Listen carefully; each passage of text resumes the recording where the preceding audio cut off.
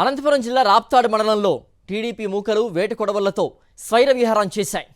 రేయింబవళ్లు కష్టపడి పొలాన్ని సాగు చేసుకుని బతికే దంపతుల్ని అతి కిరాతకంగా పరిటాల అనుచరులు అంతమొందించారు. రాష్ట్ర వ్యాప్తంగా ఈ డబుల్ మర్డర్ సంచలనం రేపుతోంది. శ్రీ సత్యసాయి జిల్లా రాప్తాడులో దారుణం జరిగింది. ఇద్దరు దంపతులు దారుణ హత్యకు గురయ్యారు.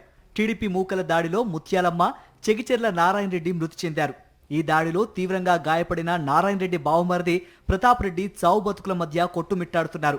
ఇది పొలం తగాదా అని పోలీసులు చెబుతున్నా పక్కా పథకం ప్రకారమే హత్య చేసినట్టు తెలుస్తోంది. మా వెనకాల ఎమ్మెల్యే ఉన్నారు, మేం హత్య చేసినా మాకేం భయం లేదు అన్న ధీమాతో ఈ ఘాతుకానికి ఒడిగట్టినట్టు తెలుస్తోంది. ఓ భూ వివాదంలో టీడీపీకి చెందిన మంత్రి ఎస్ఎస్ సవితమ్మ, రాప్తాడు ఎమ్మెల్యే పరిటాల సునీత అనుచరులు 3 నెలల క్రితమే రంగంలోకి దిగారు.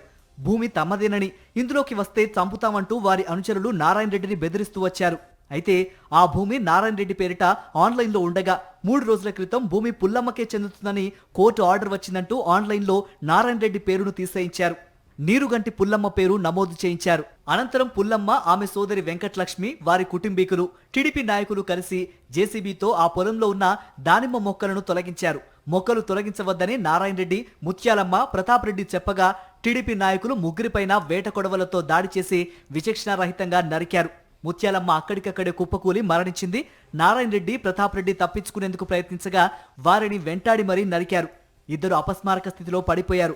నారాయణ రెడ్డి చికిత్స పొందుతూ మరణించారు. బావమరిది ప్రతాప్ రెడ్డి పరిస్థితి విషమంగా ఉంది. టీడీపీ నాయకులు పథకం ప్రకారమే తమ తల్లిదండ్రులను హత్య చేశారని, మేనమామను తీవ్రంగా గాయపరిచారని తెలిపారు. తాను కూడా వారికి దొరికి ఉంటే చంపేసేవారని పేర్కొన్నారు. ఇది పొలం తగాదా కాదని, పూర్తిగా రాజకీయ హత్య అని తెలుస్తోంది.